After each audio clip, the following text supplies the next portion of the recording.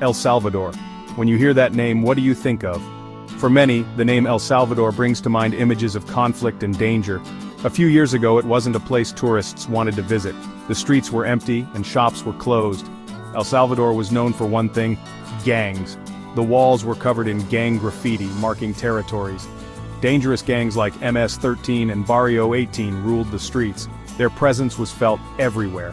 These weren't just small groups of troublemakers, they were organized, armed, and dangerous. They were like powerful armies, stronger than the government. They patrolled the streets, confronting anyone who opposed them. It felt like they were in charge. The fear was palpable and the people felt powerless.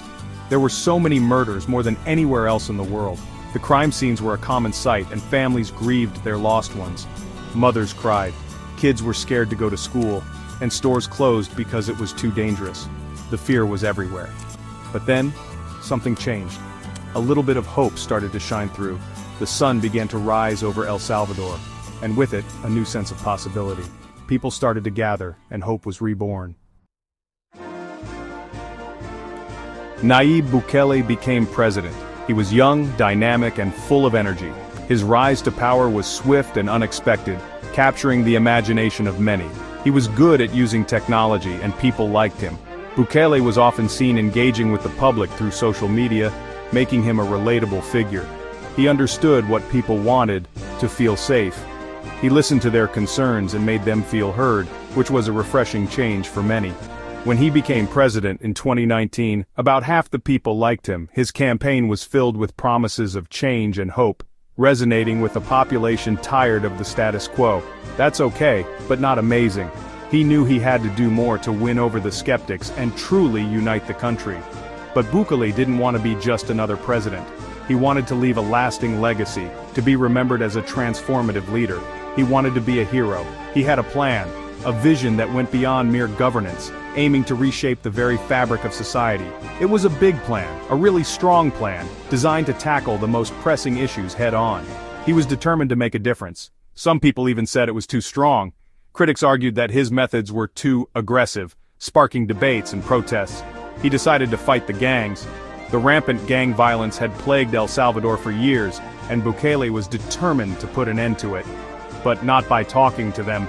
He believed that negotiations would only embolden the criminals. He was going to fight them with a new kind of weapon, a giant prison.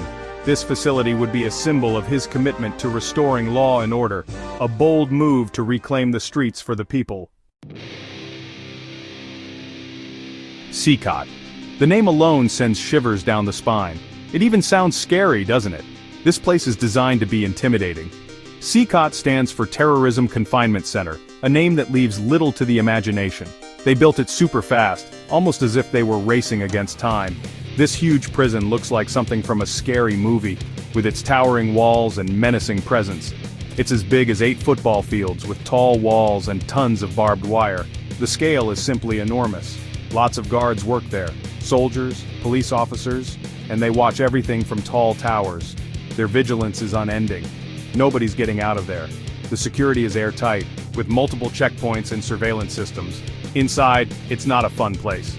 The cells are dimly lit and claustrophobic. The lights are always on, making it hard for prisoners to sleep or find any peace. If you're lucky enough to get a bed, you have to share it. No blankets. Comfort is a luxury here. You can exercise for 30 minutes a day, but it's just walking in a small space. Freedom of movement is severely restricted. President Bukele says this is the only way to stop the gangs. He believes that extreme measures are necessary. Other people say it's wrong and hurts people.